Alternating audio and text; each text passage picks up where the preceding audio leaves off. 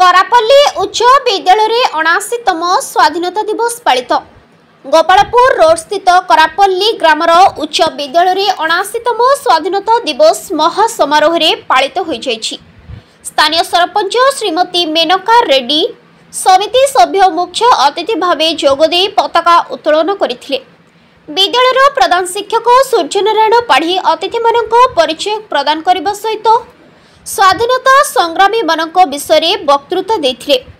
छात्र छात्री माने देशात्मबोधक नृत्य परिवेश सुरक्षा नृत्य परिवेशन करथिले। एही कार्यक्रम को विद्यालय समस्त शिक्षक शिक्षयित्री माने परिचालना करथिले। सुशांत कुमार नायक करापल्ली उच्च विद्यालय सहकारी शिक्षक। आज अगस्ट 15 आज कौन कह सर आज कार्यक्रम 79तम स्वाधीनता दिवस करापल्ली उच्च विद्यालय तरफ आडम्बर सहकारे पालन कराउछि।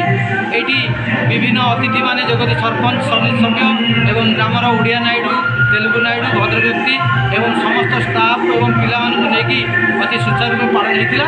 एवं पिला माने एक सचेतनता परिवेश सचेतनात्मक एक नृत्य परिवेशन करी परिवेशर सुरक्षा केमती हो जीवन रक्षा विश्व सचेतनता एमानकर अवदान यथेष्ट गुरुत्वपूर्ण रही। मो सूर्यनारायण पाढ़ी करापल्ली हाईस्कूल प्रधान शिक्षक। आज अगस्ट 15 कौन कह सर कार्यक्रम पर अगस्ट 15 आज तो पवित्र दिवस।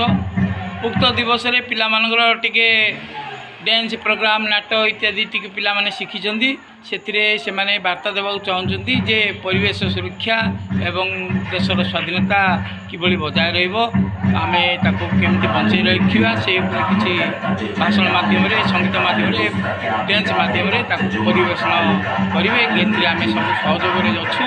भद्र लोक माने गाँर नायडू माने सरपंच समिति सभ्य समस्त एथिरे इनवॉल्व अछंती। तेणु आमे जदि पिलांको उत्साहित करिया निश्चित भाव में आमर गाँ समाज परिवेश सब ठीक ठाक रहा मोर आज दिवस कामना। धन्यवाद सर। गंजाम ज्योतिरंजन गौड़ रिपोर्ट संघर्ष टीवी।